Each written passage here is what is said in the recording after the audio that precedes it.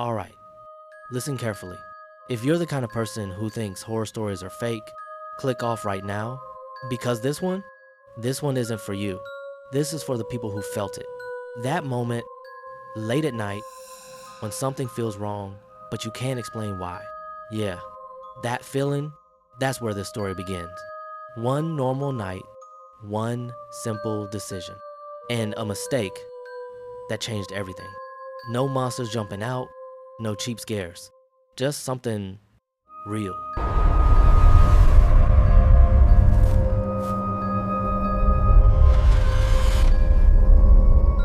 My family's house on Elmwood Drive. My name's Sarah, I'm 38, a graphic designer who works from home, married to Mike, who's a middle school teacher. We have 2 kids, Emma, 10, and little Ben. Last summer, we finally scraped together enough for our dream house. A cute 2-story colonial on Elmwood Drive in Maplewood, New Jersey. Quiet street, cul-de-sac, kids biking everywhere, that perfect suburban vibe. We moved in July 4th weekend. Barbecues it felt like we'd made it at first. Everything was golden. The house was built in 1,987, updated kitchen with quartz counters, a backyard big enough for a swing set. Our realtor said the previous owners were an older couple who downsized to Florida. No drama. Mike loved the garage for his tools. I set up my office in the sunroom overlooking the lawn.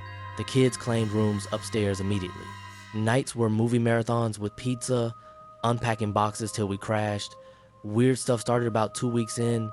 Subtle, I'd be in the kitchen making coffee at 7 a.m., kids getting ready for school, and I'd hear this faint scratching from the walls, like nails on wood but irregular. Not mice, because Mike laughed it off. Old house settling babe happens all the time. I'd nod, but it bugged me. That night I found my keys on the counter. I sworn I left them by the door.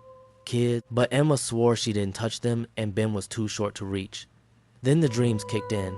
Not nightmares exactly, just vivid flashes. I'd wake up sweating, convinced I'd heard whispering in the hallway. Rock? I didn't want to wake him. By day 3, I was second guessing myself. Was I just stressed from the move? We hosted a block party. Neighbors brought casseroles, stories about the street's history, missing. Hargrove next door mentioned the old couple. The Millers were sweet but private. No red flags. A month in, it ramped up. Ben started talking about his friend in the closet. He lives behind the coats, mommy. He says hi. Kids stuff right. I played along, checked the closet, nothing but storage bin. But one morning, his dinosaur toys were arranged in a circle on the floor, facing the wall. Ben said his friend did it. Mike and I chuckled over dinner. Imagination's a wild thing. Still, I started locking our bedroom door at night. School started for the kids. Emma at Maplewood Middle, Ben at the elementary down the block. I'd walk him there waving to soccer moms in their SUVs. My routine, coffee, design briefs, till lunch, pick up at 3, that's when the objects thing got worse. My laptop would be unplugged, cord neatly coiled beside it, the glass I'd rinsed. Once the fridge door was wide open at midnight, I found it while getting water. Mike blamed a power flicker. I started feeling watched, like eyes on my back when I was alone. I confided in my sister on a call. You're overthinking. New house jitters. But then Emma came home from school quiet one day. Mom, why does the lady in the window wave at? What lady? She pointed to our upstairs guest room. Empty. I checked. No one. That night I heard footsteps overhead, slow and deliberate, like someone pacing the hallway. Mike was at a late staff meeting. I grabbed but the air felt thick, heavy with that metallic tang you smell after rain. We tried rational fixes, called an exterminator. No pests. Had the Mike even joked about ghosts on our neighborhood Facebook group. Folks liked it, shared old house stories, but I couldn't sleep. I'd lie there, heart pounding, breathe. The scratching evolved. Now it was tapping, rhythmic from the basement. We turn on lights, investigate, just exposed beams in our holiday boxes. Ben wet the bed twice, something he hadn't done since he was 4. My friend doesn't like the light, he whispered. By October, dread had seeped into everything. Leaves turning on Elmwood, Halloween decorations up, fake cobwebs on porches, carved pumpkins grinning. Our block's annual potluck felt forced. I smiled through small talk about PTA fundraisers while scanning shadows. One evening, Mike found his toolbox open in the garage, hammer laid out like an offering, "I locked this," he muttered. For the first time, he looked scared. That's when I dug into the house's history. Late night Google rabbit hole. Property records showed the Millers bought it in 1995. Before them, a family named the Harrisons. No obits, but a local news clip from '93. Tragic accident claims local father Daniel Harrison, 42, construction worker, fell from scaffolding on a job site. Left behind wife Lisa, 35, and daughter Lily, 8. No photos, but the address. Coincidence, he said, but his voice cracked. The tapping got louder. Synced to our routines. Dinner at 6. 3 taps from the walls. Bedtime stories for Ben. Scratches under his bed. Emma stopped inviting. Friends over. She'd stare at corners, whispering, "Stop it." I caught her once drawing stick figures. A family holding hands, but one had no face lurking behind. My internal voice screamed, sell the house, but equity was tied up, market was slow. Plus, what would we tell people? Thanksgiving loomed. We hosted Mike's parents. Turkey in the oven. Halfway through, Ben froze mid-bite. "Friends here," he said flatly. We laughed nervously. Then the lights flickered, all of them, not a surge. Every bulb dimmed, then bright. Mike's dad joked about ghosts. Upstairs, we rushed up Ben's room. His closet door hung open, coats pushed aside. On the back wall, scratched fresh into the paint. Lily, Mike, and I tore the house apart. No one else lived there. Police came, neighbor dispute they thought. Filed a report, left. That night, whispers now clear as day. Faint childlike from the vents, play with me. I barricaded Ben's door with a dresser. Emma sobbed in our bed. Mike held me whispering, "We'll fix this." Winter hit hard. Snow blanketing. Elmwood kids sledding at the park. We medicated the insomnia. Saw it there, she said. But the presents grew bolder. Objects didn't just move. They arranged. My wedding photo on the mantle. A smiling but now a child's handprint smeared the glass. Ben's toys formed patterns at night. Arrows pointing to the basement stairs. One blizzard night. Power out. Candles flickering. It peaked. Footsteps thundered downstairs. Heavy. We huddled in the master. Kids between us. Phone, flashlight shaking. Mike grabbed his baseball bat. "Stay here." He went down. Silence. Then a scream. Kitchen empty, basement door ajar. We'd nailed it shut weeks ago. Mike yanked it open. Flashlight beam cut the dark. Our body. But in the corner, etched into the concrete floor, fresh, deep gouges, spelling mommy left me. The air turned ice gold, breath fogging, something brushed. We fled upstairs, locked in till dawn, called realtor at first light. History, she sighed, the Harrisons. After Daniel died, Lisa, she abandoned. Social services took the girl. House sat empty till the Millers abandoned. The word hollowed me. Lily 8, waiting in the dark, tapping for attention, arranging gifts to be. Our family, her playmates now. We listed the house that week. Sold fast to a young couple, no kids. They got a steal. We crashed with Mike's parents. Kids seem okay now. New apartment in Newark, no noises. But I still hear tapping in quiet moments. Check closets. And Ben, last week, unpacking boxes from storage, I found Emma's old drawing, the faceless figure. It had a name scribbled now, Lily Harrison, in Ben's handwriting. And this morning, in our new place, my keys were on the counter. I'd left them by the door. Alright guys, if you made it this far, you already know what to do. Hit that subscribe button and join the crew. We're dropping fresh content every week. And trust me, you don't want to miss what's coming next. Smash that, like, leave a comment, and let me know what you want to see next. And hey, if you're still not subscribed, what are you even doing? I'll catch you in the next one. Peace.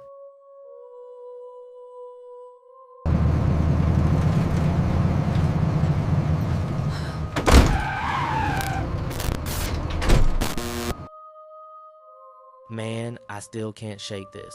A couple of years ago, late October in Chicago, one of those bone-chilling nights where the wind off Lake Michigan cuts right through your jacket.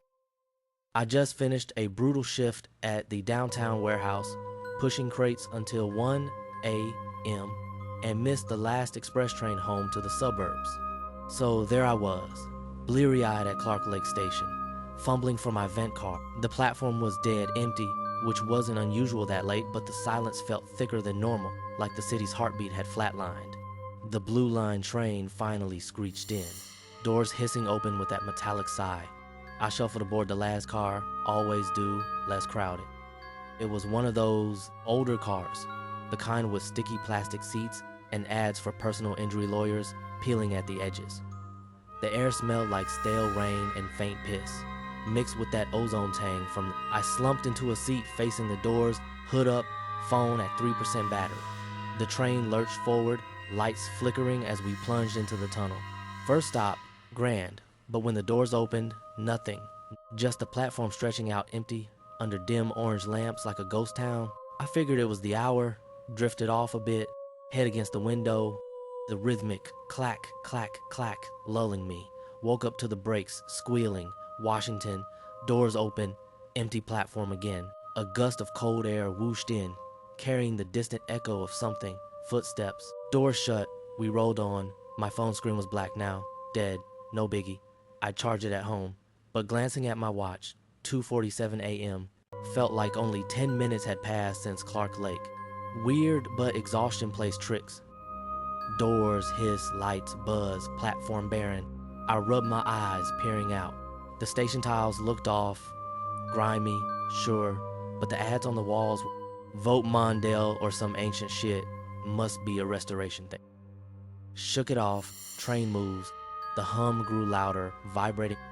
Silence between stops felt oppressive now, broken only by the occasional drip from a leak somewhere overhead, Monroe. Doors open, still empty, but this time I noticed the lights on the platform flickering in sync with the cars. On off, casting long shadows. I shifted in my seat, suddenly aware of how alone I was, no other passengers, not even the usual homeless guy with the shopping cart or that lady who always mutters prayers. The doors lingered open longer than usual, maybe 10 seconds, before closing with a thud. As we pulled away, I swear I heard a low whisper, indistinct, like voices murmuring just beyond hearing. My skin-prickled heart picked up a notch. Okay, this is getting creepy. Maybe I should move to another car.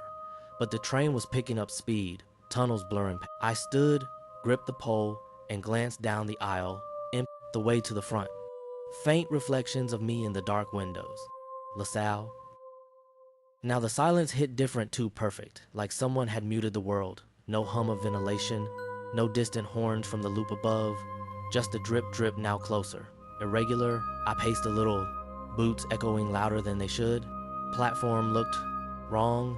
The escalators were still, but their lights were out, plunging the upper levels into black. And there at the far end, a shape, just a shadow from a support beam, back in my seat. I tried to logic it out, late night special train maybe, reroute, but my watch said we'd hit 5 stops already, should be nearing the loop's end. Train jolts forward, the lights inside dimmed, then surged bright enough to make me squint.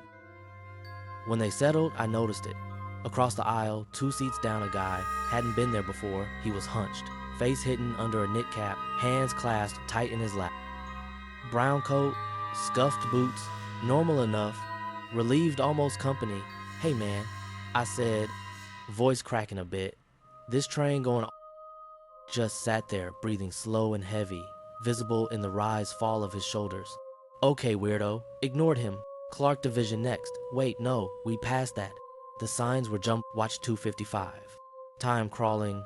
The drip was constant now, syncing with my pulse. Plink, plink, plink. Outside the tunnel walls seemed closer. Brick, empty platform but longer this time. Doors hung open for a full minute. Cold air flooded in, smelling of earth and decay like an open grave. The guy across didn't budge. I stood again. No movement, no life. This normal. I muttered to him. Nothing. His breathing got deeper, ragged. When the doors finally shut, the train... Lights flickered again, plunging us into strobe. Black, white, black. In one flash, I saw his face. Pale, eyes wide open, staring straight. Dude, you good.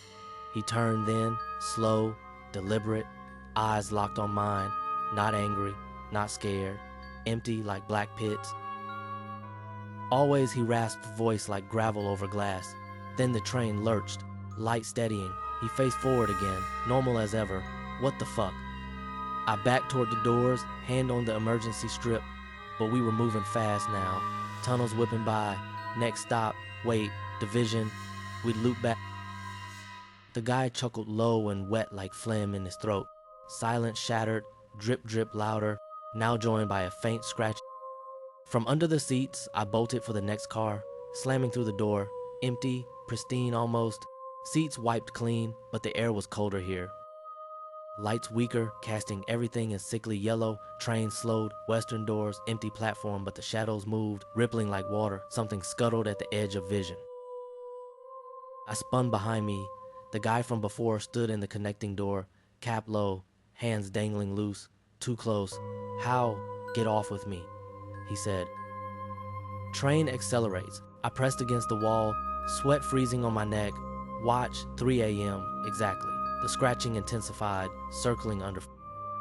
Lights strobed wild now, flashes revealing glimpses. Hands pressing against windows from outside, pale fingers splayed. Faces in the tunnel dark, mouthing silent words. Had to be Logan Square. Finally end of the line. Doors open to nothing. Platform infinite, stretching into black void, no station walls. The guy was there again, closer, coat hanging off him like skin. More figures now, emerging from seats that weren't empty before. A woman in a nurse's scrubs, skin mottled gray, smiling that a kid, maybe 10, barefoot, eyes milky. Voices layering, burrowing into my skull. I hit the emergency button. Alarms blared, shrill, piercing. Train halted midway. Doors frozen open to the abyss. I jumped. Cold bit deep, lungs burning, ran blind. Echoes chasing, voices, you always ride, always. Tripped into light, daylight, sun high. Crowd bustling. Clark Lake Station, morning rush. People shoving past, normal as hell. Phone in my pocket, fully charged. Dude, you look like shit. Train delay, I laughed it off, shaky. Woke screaming that night, dreamt of the empty train, the faces. But here's the twist that guts me. Next day, scrolling Reddit's for Chicago. A post from last night, blurry pic of a blue line car, timestamp 2:30 a.m., empty seats, caption, we're the pic. Me slumped in that first seat, hood up, staring blank at the doors, eyes wide, unblinking, empty, not the rider, the reason it never ends.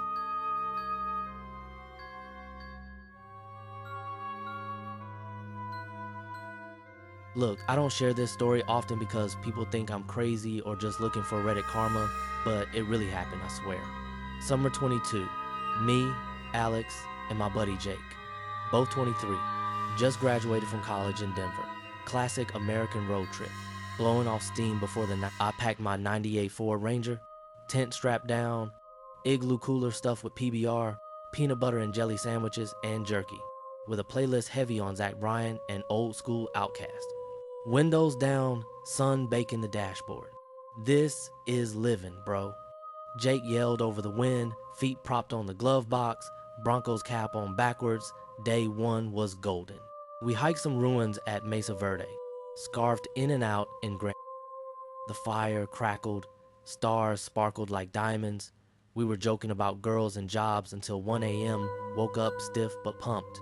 Day two, we skipped the tourist traps, downloaded all trails offline map, took US 191 south for Moab. Sparse traffic, Red Rock Canyons, giving way to Pinyon Juniper Scrub, temperatures pushing 95, AC blasting that sweet recycled air, smelling like freedom and faint weed from last night's joint. Around noon, LaSalle Junction for fuel, the blinking neon sign half dead. Pumps caked in red dust, one beat up Chevy idling with a local rancher type in a straw hat pumping regular. Jake hopped out to fill the tank while I hit the shop. The place was straight out of a 70s flick, flypaper strung with corpses, shelves of off-brand chips, faded posters for Coors, and some long-gone rodeo. The clerk, a lazy mid-50s guy with a stained flannel, rang me up slowly. Road clear ahead, I asked. He grunted, not looking up from his crossword. Ain't seen a soul since sunup, watched the curves, he said. Creepy pause then, forest swallows folks sometimes. Laughed it off, small town quirk, back on. Cell bars flicker to zero, GPS glitching but holding. Jake killed the radio, static snow, faint twang of George Strait, then nada.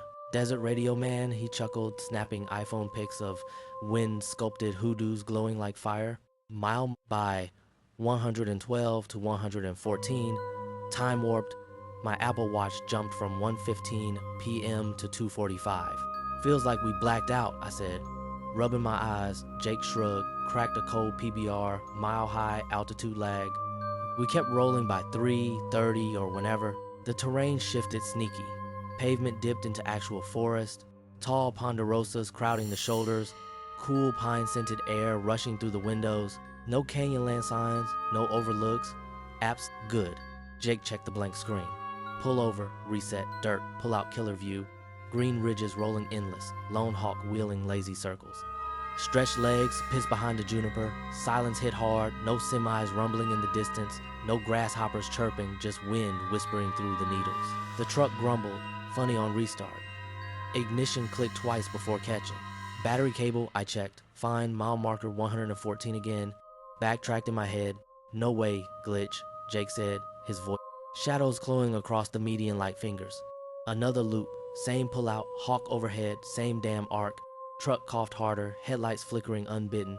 Turn back, I said, looking. The road melted into heat haze. The forest closed in tighter, branches scraping the bed like nails on a chalkboard. No map signal, compass app spinning wild. Watch read 4-2. Cooler at the pullout for hours, lid propped, PBR dripping condensation, Jake scratched, JR plus 22 visible, we face ashy. Footsteps crunched, distant, slow, deliberate. Over my shoulder, a tall figure in MPS Ranger gear. Back turned, fiddling with it froze, shoulders hunching unnaturally, then melted into the trees, bolted to the truck, dead now, total silence from the starter. Hood up, cables tight. Twilight bled purple through the branches. The figure was back, tree line closer, arms hung wrong, too loosely jointed. More shapes, two now vague hiker silhouettes. Hoofing south on 191, packs bouncing. Curves loop to mile 114. Hawk, cooler, jerky rappers at. Stay, footsteps, multiply behind. Lazy pursuit, gas station neon flickered ahead. Oasis, parked pickup, matched hours, plates muddy. Room 12, I panted, slapping cash down. What's with the road? He slid a brass key, smirked yellow. Loops you till you learn. The forest remembers, room, sagging queen bed, nubby bedspread, reeking of mildew smoke, ancient TV, hissing static graffiti inside the bath. Got out 719, don't in chip, towel marker, no sleep, 1:17 a.m., moon bone white through sheer curtains. Whispers outside, layered earth, ranger laid hikers in our gear. Jake's Broncos tee on a short guy, my hoodie on a woman. One waved languidly, face shadowed but grinning wide. Jake puked in. At dawn, the sky grated. We grabbed our packs, jogged to the ranger station. Truck still dead. Mile 114. Eternal, figures everywhere. 20 now, shambling roadsides. Clothes pilfered, Jake's spare socks on a kid-sized one. My watch bent, identical, dangling, lead turn. Jake's features warped, epic adventure, bro. It rasped. Voice echoey twin, tire iron swung, connected blint. Gas station again, clerk outside with a straw hat. Local, both grinning, full house now. Clerk said, dusk instant, hit scrub off the road, stars wrong. Whispers encircled our names, looping fragments, road trip, forever. Footsteps closed in, rustling grass, saw them clear, duplicates, me standing vacant yards off, hoodie zipped, waving slow light stab morning, woke ditch side eyes. Phone 100%, 7:32 a.m., missed calls, mom safe, Jake's sister, he stirred groggy, nightmare.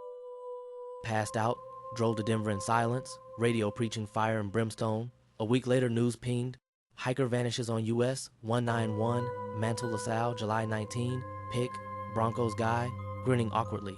Exact short family plea, but truck bed held extra igloo taped shut. PBR inside, 6-pack 1 pulled flat dusty. JR plus Alex 22 etched fresh. Tasted ash and pine, twisted calls. Jake's sister swore he answered 2 a.m. our night. Loops full, coming home soon. His voice. Voicemail to me, time 3:47 a.m. Don't stop driving, played once, deleted auto. Alright, that's a wrap. If you made it all the way to the end, I seriously appreciate you. You're a real one. Before you go, make sure you hit that subscribe button and turn on notifications so you don't miss what's coming next. We've got a lot more on the way. Drop a like if you enjoyed this, and let me know in the comments what you want to see next. Thanks for watching, and I'll see you in the next video.